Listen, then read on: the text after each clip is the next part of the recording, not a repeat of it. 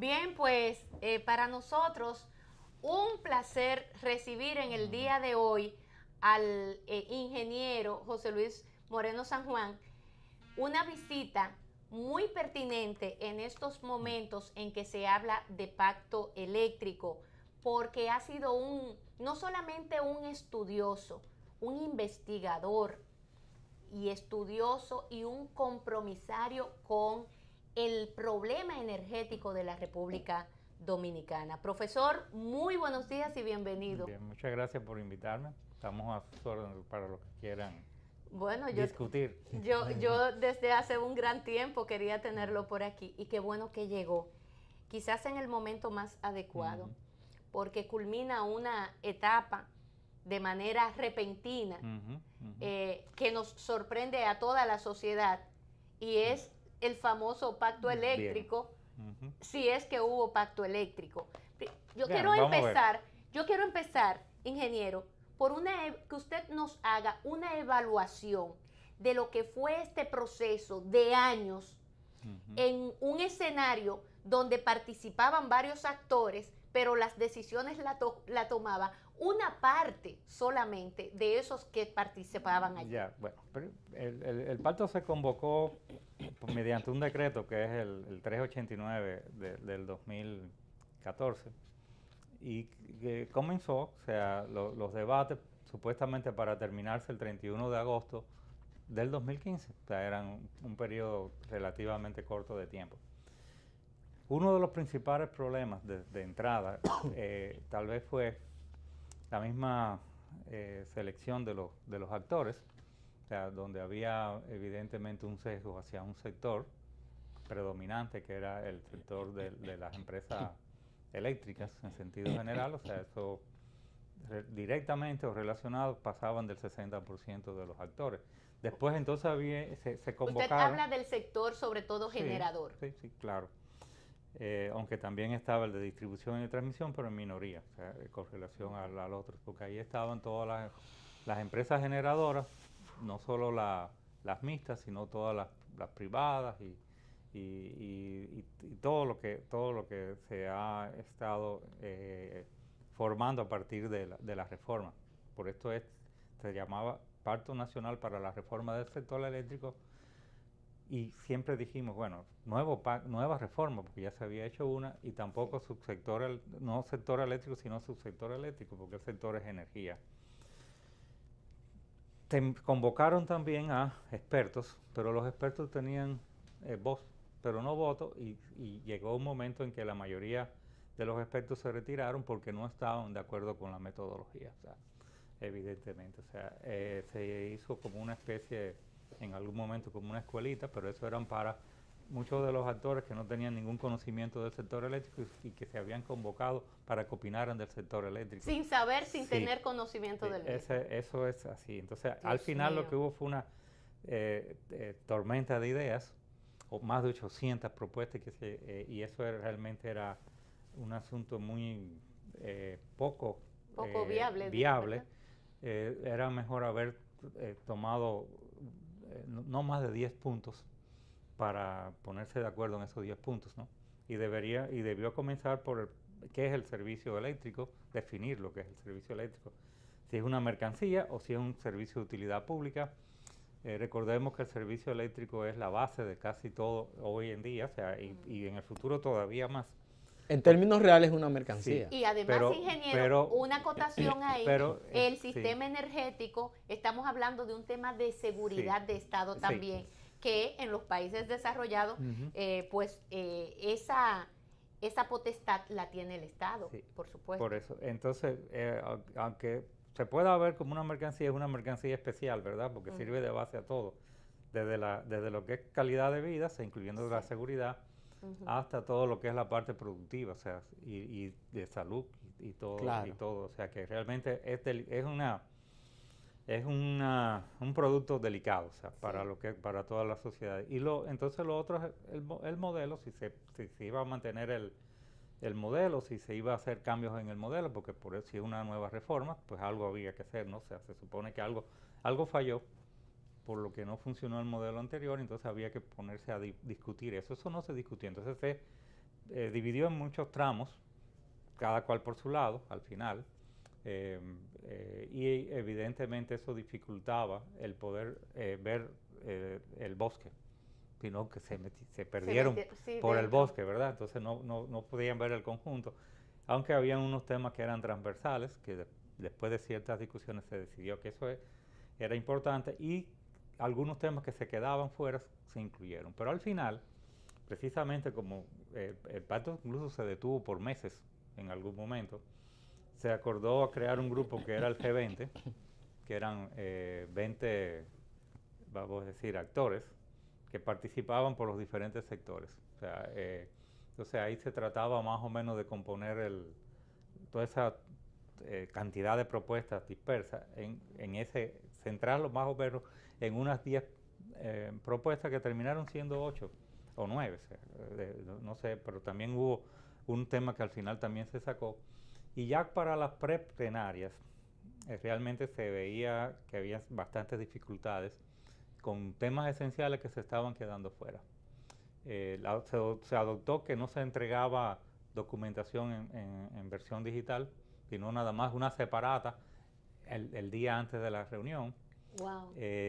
Ahí, en ese momento, evidentemente que esa reunión, todos aquellos expertos, que eran como 59 expertos, no quedaban si acaso 10, algunos que no estaban inicialmente convocados, pero que se agregaron, y posiblemente para, evidentemente, que no se quedara tan desprovisto de participantes. De 59 solamente 10, y de Sí. esos 10... Sí, por eso, entonces, había ya al final muchos que no eran actores, que se convirtieron en actores, que habían comenzado como expertos, y entonces muchos de los que eran actores se retiraron. O sea, se retiró una parte del sector social, una parte numerosa del sector social, por cierto, o sea, una parte del sector laboral y una parte del sector empresarial.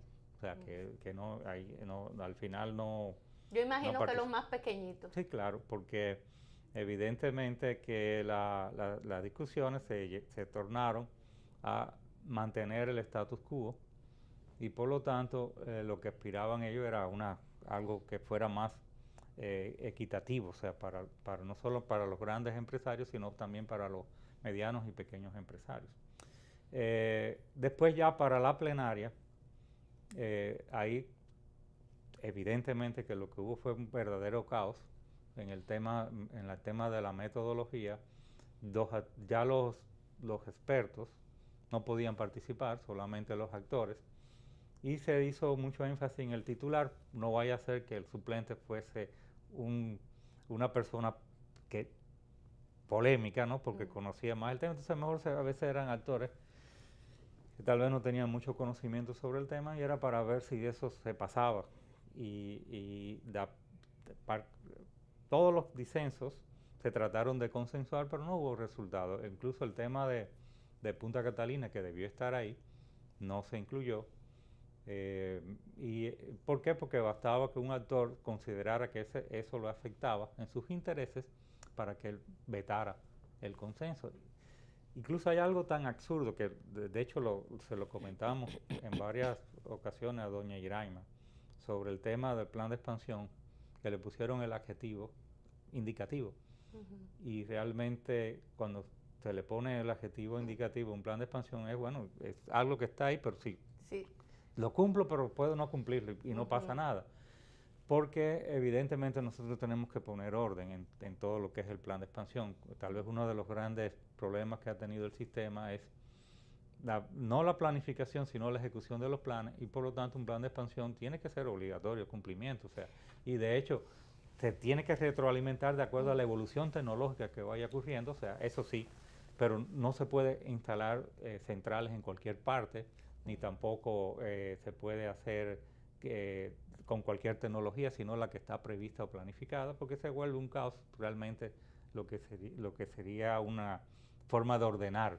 Quiere decir, ingeniero, entonces, que el plan de expansión es tan genérico como que no es explícito, no es especificativo. Vamos a ver, o sea, cuando se le pone el término indicativo, que en un momento dado se le quitó por sugerencia entre otras de la Universidad Autónoma, no sé si otras personas también lo indicaron así, después se volvió a poner como indicativo. Y se quedó así. Entonces, incluso en el texto, hasta el último, el que se envió al presidente Medina, está en algunos lados como plan de expansión y otros dice indicativo. O sea, que se le quedó, parece que no lo pudieron corregir en todos los lados. Pero es importante que se sepa que un plan de expansión tiene que ser de obligatorio cumplimiento y si es verdad que se puede retroalimentar, tiene que ser sobre bases muy bien ponderadas, pero tiene que haber una guía. Las centrales se ubican en sitios específicos. Primero hay que hacer una buena estimación de la demanda, o sea, por zona, para precisamente tratar de ubicar eso. Y no se puede, vamos a decir, saturar ciertas zonas del país con generación cuando hay déficit en otras zonas. O sea, entonces, eso para eso era importante. Pero hay muchos otros temas que quedaron, sobre todo los que tenían que ver con medidas o acciones que iban en beneficio del consumidor. Entonces se postergaron. O sea, y el plan de expansión se va a elaborar por el Ministerio de Energía y Minas y después posteriormente se dará a conocer. Ingeniero, se supone que el pacto eléctrico era para definir un plan de desarrollo del sector en un tiempo determinado. ¿Usted cree que ese objetivo se logró?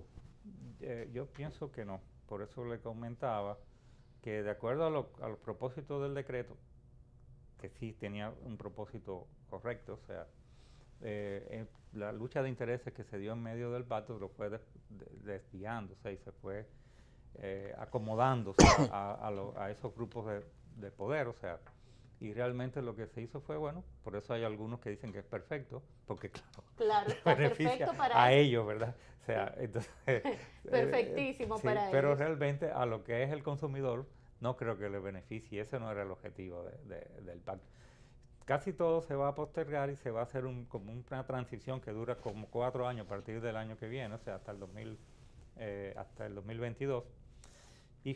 Y es muchas medidas que se podían haber tomado de una vez, no se tomaron porque afectaban intereses.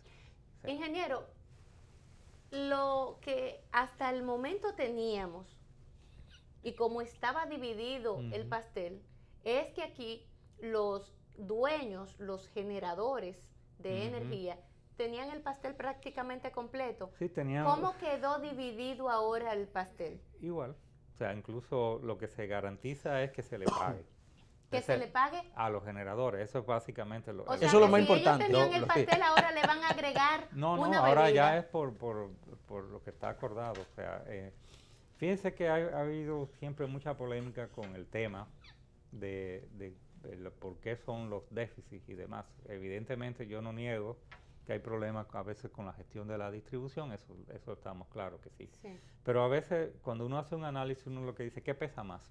Bueno, pues pesa mucho más que usted tenga que tener un costo de abastecimiento como usted tenía de 20 centavos de dólar, 22 centavos de dólar, 18 centavos de dólar. Una planta carbón vendiendo a 18 centavos de dólar. Dios mío, un parque eólico vendiendo a 26 centavos de dólar. Dios. O sea, y entonces evidentemente que es verdad que hay pérdida, pero eso pesaba mucho más que lo otro. Fíjese que desde que los precios bajaron, porque se acabó el Acuerdo de Madrid, se hizo una licitación y se consiguió energía a 8 centavos de dólar, el déficit de una vez se desmontó bastante, o sea, con relación a lo que había anteriormente, sin dejar de reconocer que las empresas distribuidoras tienen que ser más eficientes, con menos personal que el que tienen, eso es correcto, y que tiene que haber una reestructuración.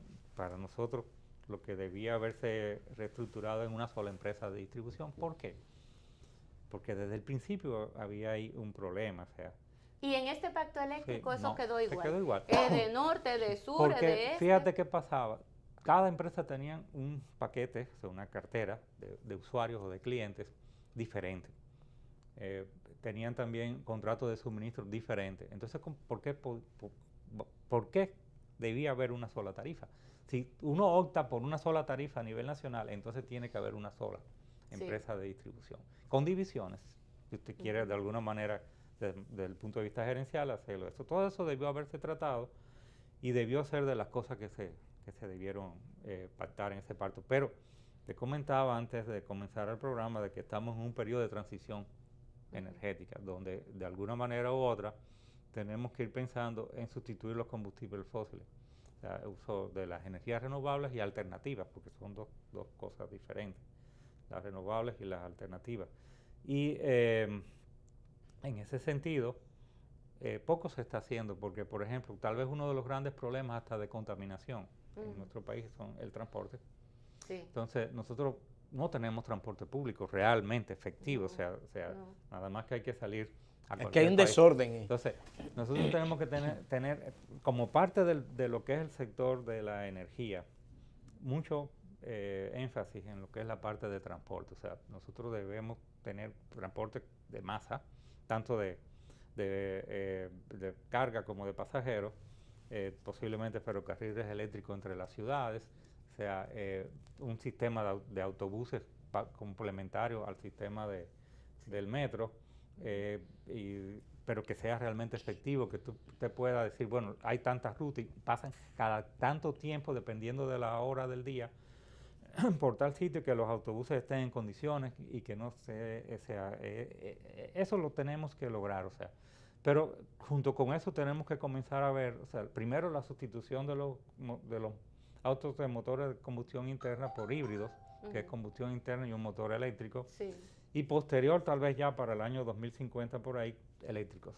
O sea, entonces esa transición energética implica muchísima planificación, porque incluso implica que usted pueda tener recargas. Claro. Y entonces hay que diseñar las instalaciones eléctricas de los edificios, o de sea, las de plazas. los parqueos, cada parqueo que tenga un área para entonces, usted si eso no recargar se hace de un día para otro, sí. porque tal vez, o sea, dependiendo del tipo de cargador y demás, usted requiere una potencia que no la ha contemplado. Por lo tanto, tiene que comenzar a contemplar para todo lo que se va a comenzar a hacer a partir de ahora. Si uno tiene como perspectiva que en el 2050 es mañana. Eso es mañana. Sí. La gente piensa que es para mucho, un ¿verdad? país Sí, eso es sí, fundamental, que se entonces, planifique a 30, 40 sí, años. Exacto. La planificación de un sector eléctrico mínimo son 20 años. Yo cito a veces el caso de Francia, que es un país que tiene una planificación en el sector eléctrico muy buena, y ellos planifican todo lo que iban a hacer en este siglo, lo planificaron. Ahora, eso no quiere decir que no haya modificación. porque hay cambios tecnológicos claro. que te hacen tener que modificar los planes, ¿verdad? Pero ese es la planificación y la ejecución de los planes, porque hemos tenido planes.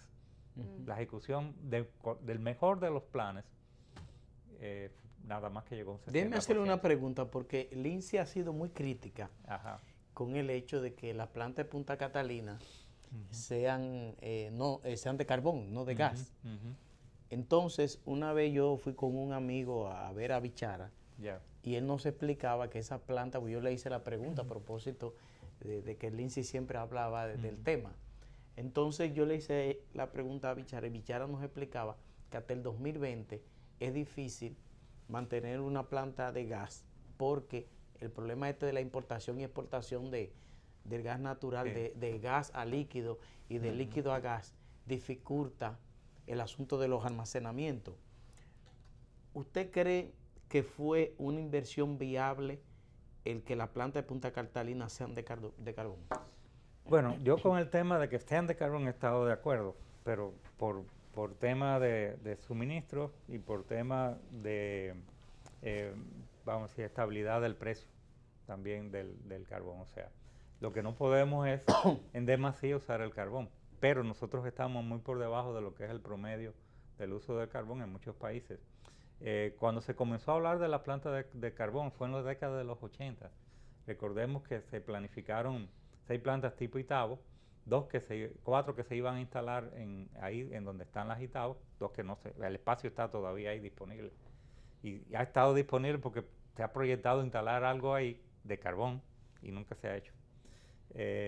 Y 2 plantas en Arroyo Barril porque hay un carbón de Sancha que se pensaba usar, después resultó que no era tan de poder calorífico adecuado, y también había problemas con la explotación de la mina por intrusión de agua de mar, y eso se dejó, pero si se hubiesen instalado esas 6 plantas de carbón, posiblemente no hubiese habido crisis posterior a los 90, o sea, porque era suficiente generación. ¿Por qué no se hizo eso? Bueno, se hablaban ahorita de los organismos internacionales y cómo influyen y cómo te quieren empujar hacia un lado. Pues los organismos internacionales, en este caso el Banco Mundial, dejó de prestarle a los gobiernos para instalar generación. Sí le seguían prestando para el área de la distribución, porque hubo un proyecto de 10 ciudades del BIC a principios de los 90 y eso sí se prestó para eso. Entonces se vino con la idea de que el sector privado invirtiera en el área de la generación. Entraron los famosos productores privados independientes con unos contratos totalmente fuera de la racionalidad. A veces tenían un precio que era tan alto como el precio final al consumidor, por lo tanto la sede de ese entonces lo único que podía hacer era perder dinero con la compra de esa energía. Había energía, pero a un precio prohibitivo. Después, a principios del gobierno del 2004 al 2008, se planificó también plantas de carbón. Eran 1.200 megavatios que nunca se llegaron a instalar y después incluso se llegó a proyectar hasta 2.300 megavatios, que cuando uno busca todas las estadísticas que hay de plantas de carbón aparece República Dominicana 2.300, pero un proyecto que nunca se ejecutó. Chile sí ejecutó sus proyectos de carbón, ni decir de China y la India. Sí. O sea, que por eso ellos se están devolviendo, pero evidentemente porque instalaron demasiado. No es el caso nuestro. Y el tema de las emisiones, evidentemente, de gases contaminantes, CO2, NOx, SOx, partículas sólidas, si se cumplen con las normas establecidas, eso tiene un efecto que no es tan catastrófico.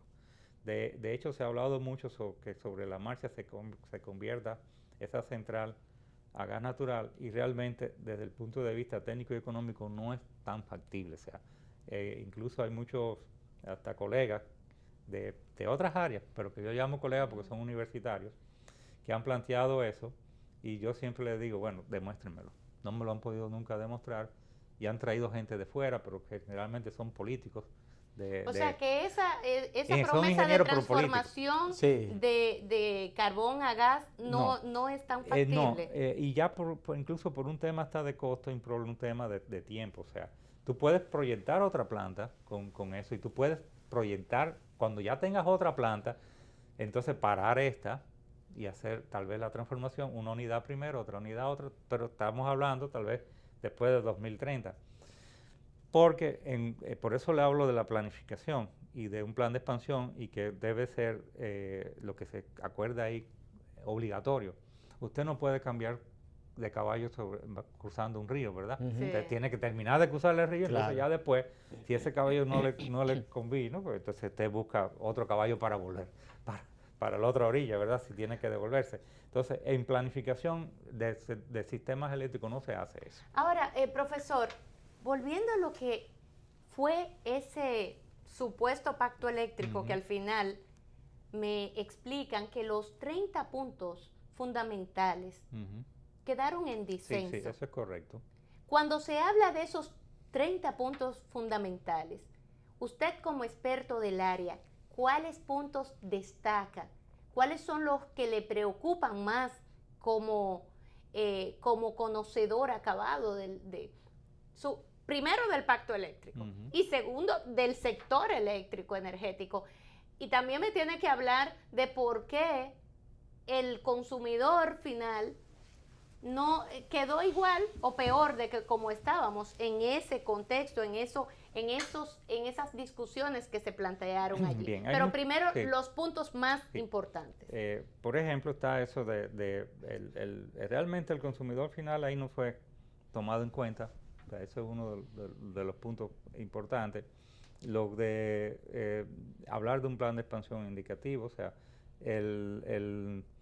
de postergar una serie de medidas que se podían tal vez tomar a partir del mismo pacto para un periodo de 4 años, de comenzar a hacer una serie de cosas, sobre todo del área de la distribución, se dejó no muy claro todo lo que es el tema de la entrada de nuevos vamos a decir, actores, porque ellos le llamaron actores a las empresas de generación.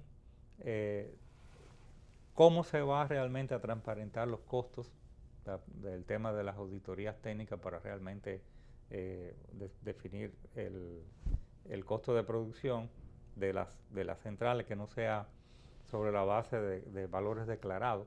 O sea, el tema de las veedurías, que realmente se quedó como ambiguo, porque si usted va a supervisar, el que se va a supervisar no puede ser parte de la supervisión, ¿verdad? Exacto. Entonces, No puede ser juez y parte. exacto, entonces es algo totalmente absurdo que se quedó ahí. O sea, Aunque fue lo que prevaleció sí, con CDE. sí, y entonces, O sea, que se quedó así. sí. Usted se supervisa a sí mismo. Ajá, exacto, digo así más o menos, pero que ahí no podía haber participación de las empresas que deben ser supervisadas. Y no son solo las del sector público, las privadas también, porque cuando se está vamos a decir, un bien que es regulado, todo tiene que ser transparente. No solamente es el sector público, el sector privado tiene que ser transparente también. O sea, y entonces eso no se tocó tampoco. O sea, hay un problema con el tema de los ayuntamientos y el derecho de paso y la energía. El alumbrado público se quedó como hasta ahora. difuso, aunque se dice que se va a establecer un plan para el alumbrado público, pero no se quedó muy claro en lo que quién lo va a financiar. Evidentemente que como nadie quería, posiblemente lo tenga que financiar el gobierno. Se quedó todo igual, o sea, siempre se ha hecho así. Entonces, o lo financia la misma gente, porque muchas veces cuando usted tiene una lámpara que no funciona, usted la compra y le dice a la empresa eléctrica que se le instale, o se busca a alguien que se la pueda instalar, salvo las avenidas principales, ¿verdad? Y algunos sectores muy especiales. El tema de que todavía no tenemos energía, la clave de la planificación de un sistema eléctrico es suplir la energía siempre. La demanda tiene que ser cubierta, o sea, por la oferta, y tener suficiente oferta para poder garantizar eso. El pago de la energía no servida se quedó también. O sea, y evidentemente ahí la discusión fue... O sea, el pago de la energía no servida, hasta el momento esa energía se va a seguir pagando. Sí, porque ese es el artículo 93 que se suspendió desde por allá, desde por el año 2002, porque incluso nosotros tenemos una tarifa que es la de CIE 131 del 2002, que es la tarifa más larga del mundo, o sea, tiene desde el 2002 hasta la fecha. Las tarifas son por 4 años máximo, que a veces se tienen que modificar antes.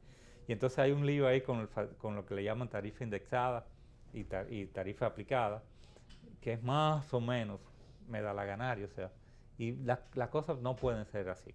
O sea, por eso de las cosas que debieron discutirse y tratarse, todas son más o menos de esa naturaleza. Realmente, al final quedaron como 18, realmente, disensos. Hubo algunos que se trataron de introducir en algunos consensos, pero la mayoría de los que se retiraron es porque no estaban de acuerdo con la redacción de los consensos, ni tan siquiera con la redacción. No, pues entonces no fueron 18, profesor, a lo mejor fueron algunos 60. Pero ese realmente es el caso, o sea, de que aún en la redacción de los que están consensuados, pues muchos no están de acuerdo y por eso se retiraron. O sea, déjeme hacerle una pregunta. Es una barbaridad. Partiendo de lo que debe ser el sector eléctrico en los próximos años, en ese pacto fiscal, ¿usted cree que se definió realmente el desarrollo del sector eléctrico? El pacto eléctrico.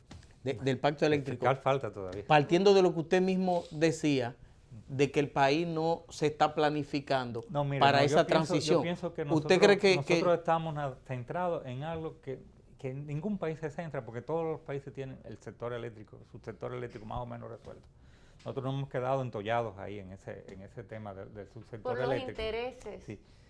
Pero el sector de la energía es, como le decía, todo lo que el hombre hace de alguna manera u otra necesita energía, y estamos en un momento de transición. Así como hay también una transición a nivel político y demás, pues estamos a nivel el mundo está cambiando, va a cambiar de manera drástica en los próximos 10, 15 años. O sea, así mismo estamos en el sector de la energía. Por eso es importante que nos centremos en hacia dónde va, cuáles son las tendencias, para poder ir haciendo los cambios y la planificación, sobre todo hasta de las facilidades, para que eso se pueda hacer. Aquí hay muchos problemas con la permisología, sobre todo del tema de las energías renovables. Al final la gente instala. ¿Y usted cree, partiendo de eso, usted cree que Punta Catalina debería de pasar al sector eléctrico o que el Estado la maneje? Bueno, partiendo de esa transición que usted plantea. Recordemos que esa planta tenía un financiamiento que no se consiguió y de alguna manera el gobierno ha tenido, o sea, el Estado asumió todo. Por lo tanto, tal vez lo más sensato es que de alguna manera u otra se ponga en venta acciones de esa empresa. Ya cuando esté terminando se busque un operador que realmente pueda garantizar que esa planta opere adecuadamente. Y yo particularmente pienso que debe de ser un operador que no sea de los mismos que tenemos aquí, porque evidentemente esa planta va a desplazar a muchas de las actuales. Y entonces usted podría muy bien... ¿En el costo de operativo? Sí, por el costo operativo. ¿Desplaza a otras? A otras. O sea, posiblemente en la lista de despachos, todas las plantas a partir de la Sultana del Este, incluyendo esa, no se van a despachar cuando entre. Después, por el incremento de la demanda, sí va a volver a tener que entrar.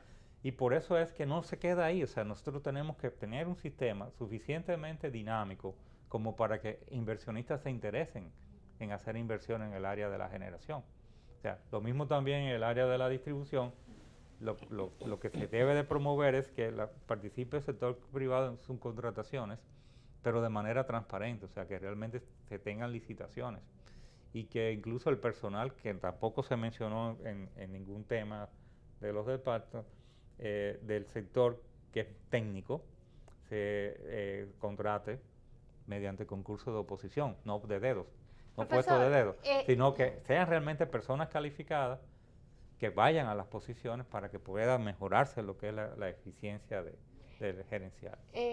A mí, bueno, de todo lo que usted ha dicho hasta ahora, quiere decir que el sector energético sigue estando en el mismo lugar que ha estado durante todas estas décadas, que nada ha cambiado y muy por el contrario, pero eso amenaza de hecho a que República Dominicana pueda dar el gran salto como lo darán la mayoría de los países, incluyendo países de la región. Vamos a ver, incluso hasta para el sector turístico, que ahora nada más que lo tenemos todo incluido pero el sector turístico que se mueve en otros países como España es el que se mueve en las ciudades. Sí.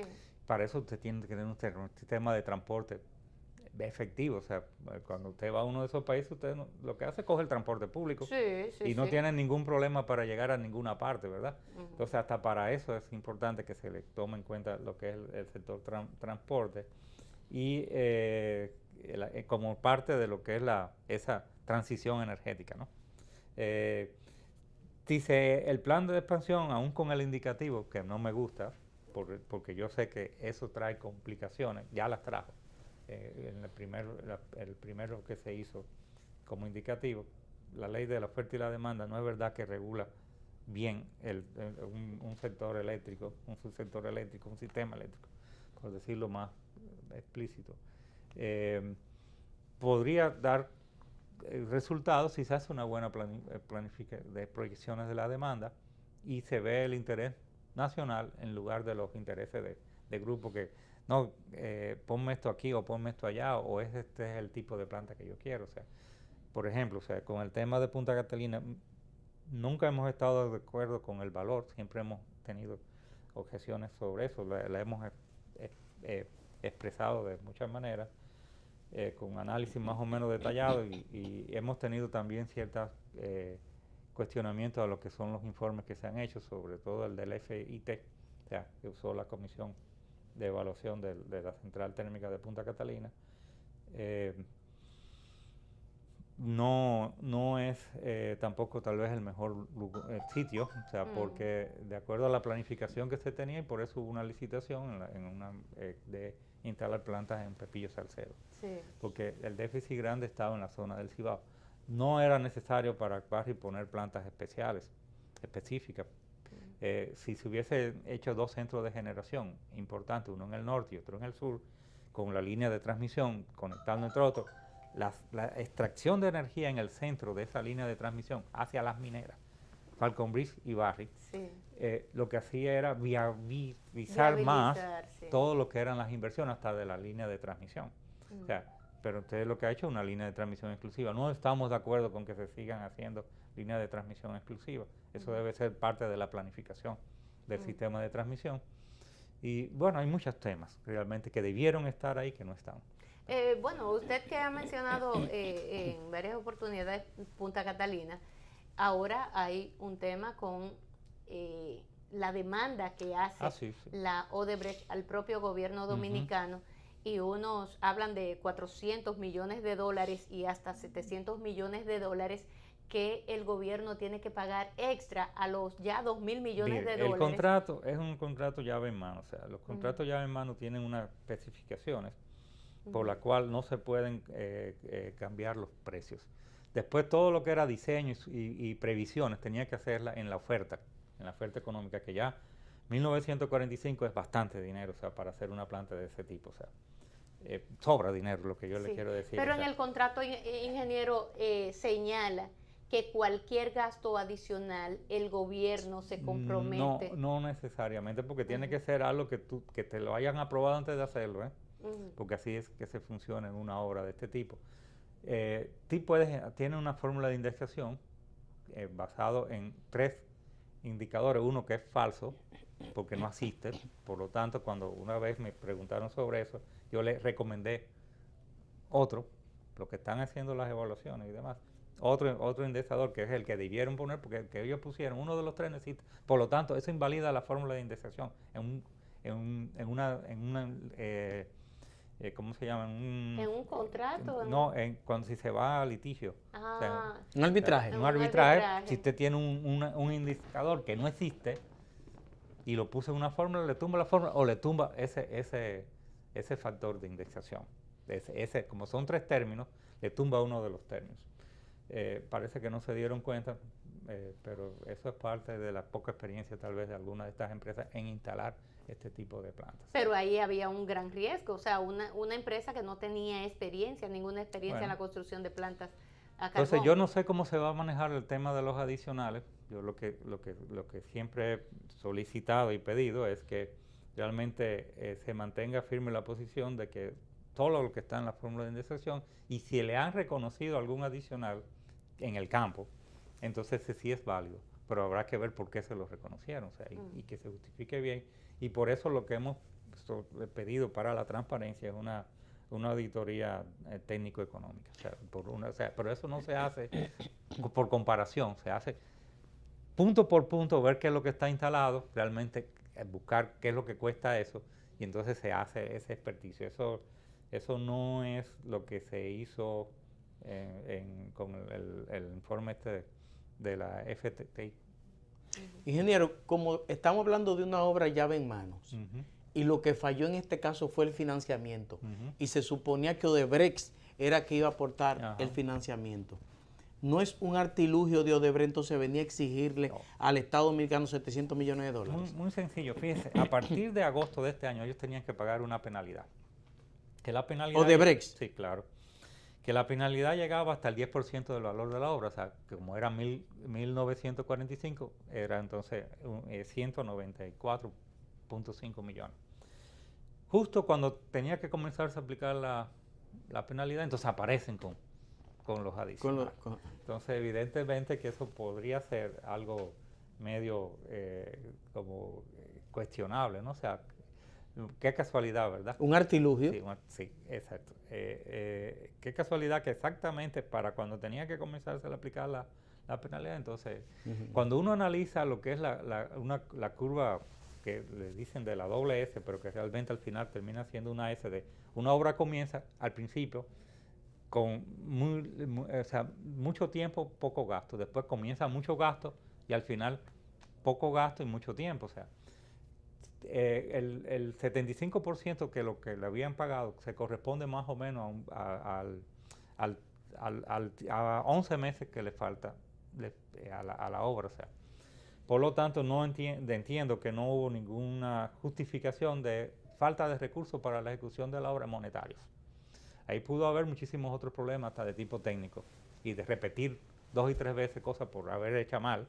O sea, como por ejemplo el muelle, que tuvieron que y desbaratarlo. muchas otras cosas más, que también la base de uno de los turbogeneradores, una serie de temas que realmente en algún momento se tendrán que sacar a la luz pública, ¿verdad? Para ver que el problema realmente no fue de recursos. O sea, como todo se politiza, evidentemente lo que yo siempre he mantenido es que la posición de los dominicanos tiene que ser que eso no se puede valorar en más de esos 1.945 millones, en lugar de estar dando justificación para decir que no, esa obra es barata. No es verdad que es barata, o sea, y se puede probar que no salió barata. Por lo tanto, entendemos que no se justifican los adicionales de Odebrecht y muchísimo otro menos de cualquier otra empresa que quiera pedir adicionales ahí.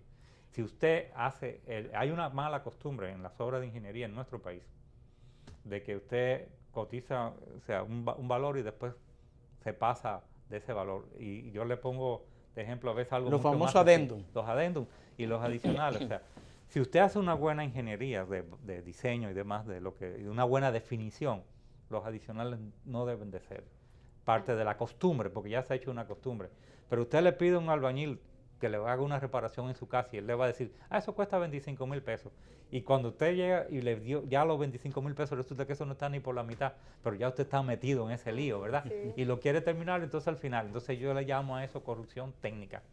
No es corrupción del otro tipo, pero es corrupción técnica porque usted está como profesional haciendo una mala definición de la obra que obliga después a hacer un gasto adicional. Profesor, en conclusión y para recoger, ¿cómo va a impactar? ¿Cuál es el impacto que va a tener ese supuesto pacto en la República Dominicana en las próximas décadas?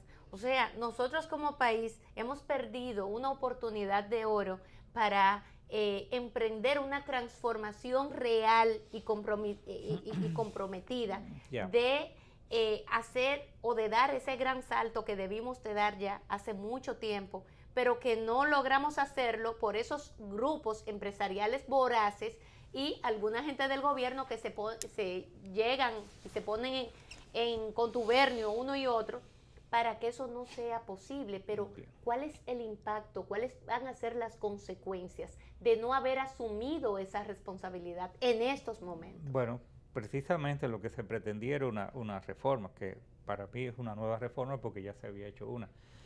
Debió recogerse todos los vamos a decir, los defectos que tuvo la primera, que todo el mundo lo sabe, incluso ya hasta lo reconocen, todos los que tuvieron que ver tal vez porque el país no estaba muy práctica con mercados eléctricos y este tipo de cosas. Había realmente mucha gente que advirtieron que iba a haber esos problemas, pero no era mayoritario. O sea, ¿qué puede pasar? Bueno, que sigamos medio en el atolladero, que no fluyan las inversiones que se requieren para que realmente se mantenga la expansión del sistema. Debemos llegar a no tener apagones, porque en un sistema eléctrico todo se planifica para eso, o sea, y los precios incluso se corresponden con eso, o sea, porque usted paga por un servicio que no se va nunca, usted no tiene que tener una planta de emergencia, ni un inversor, ni nada de eso, o sea, entonces todavía queda eso por resolver, o sea, por eso le digo, ojalá que dentro de lo que es ese plan de expansión, que espero que le quiten el adjetivo indicativo, realmente se pueda hacer una buena proyección de todo lo que se necesita y que sea proactivo, de no, como ha pasado, no, este es el plan, pero resulta que teníamos que tener una licitación en este mes para que dentro de 3 o 4 años tener esta energía. Pasó el tiempo y nadie le hace caso a eso. Y después cuando llega el momento que se tiene, no la tiene. O improvisamos 6 meses antes con cualquier planta de esa de que yo le llamo de patio, pero que realmente tal vez no es de patio, sino que no es tal vez la que tenía que ponerse, pero es la única que se puede construir entonces en 6 meses. Entonces eso tenemos que terminar. Ingeniero, usted ha hablado de algo muy importante, que es la transición energética. En el país en los próximos años, el consumo del gas natural va a subir de manera exponencial, diría yo, partiendo de que aquí las plantas eléctricas ya se están instalando estaciones para vehículos. aquí se está trabajando en la infraestructura, porque Estados Unidos a partir del 2020 se Ya va a convertir puede en el principal exportador mundial de gas natural. Entonces, aquí se está trabajando en la infraestructura, porque es una infraestructura especial la que se necesita para el gas natural. Aquí se está trabajando en eso. Fíjese, el tema está, tenemos una terminal, ¿verdad? Que es la de Caucedo, que la opera AES. Debió reglamentarse el uso de esa terminal para terceros. No se reglamentó, por lo tanto, es ahora lo que yo quiera. O sea, sin embargo, como es un monopolio en manos privadas, el gobierno sí tiene la potestad de regular eso, o sea, establecer una regulación para el uso de esa terminal. Se necesita posiblemente otra terminal en la zona norte, o yo siempre he dicho, nosotros tenemos un grave riesgo de seguridad energética con la concentración de terminales en la zona sur, en menos de 100 kilómetros, con el impacto de un huracán, por ejemplo, de categoría 5, como David, que en la época que nos impactó, esta ciudad tenía 600 y pico de mil habitantes, ahora tiene casi 5, 4 millones. Mal contado, como siempre decimos, porque oficialmente tiene 3,5, pero realmente puede que tenga hasta más. Entonces, sí hay que hacer inversiones en eso, hay que hacer gasoductos que puedan transportar el gas de una zona a otra, y debemos tener capacidad de generación en la zona norte. Ya se había proyectado en Pepillo Salcedo, incluso con gas natural. Y eso se tumbó cuando se comenzó con la planta de Punta Catalina en el sur, mucho que insistimos que se le diera, hiciera caso a ese proyecto de se le diera prioridad. También de gas natural, porque así uno tenía un balance entre dos combustibles, pero también para poder suplir todo lo que es la zona norte de energía, y más consolidar incluso de si hay un eventual impacto de un evento de la naturaleza en la zona sur, el norte pueda suplir, pero no tener todo.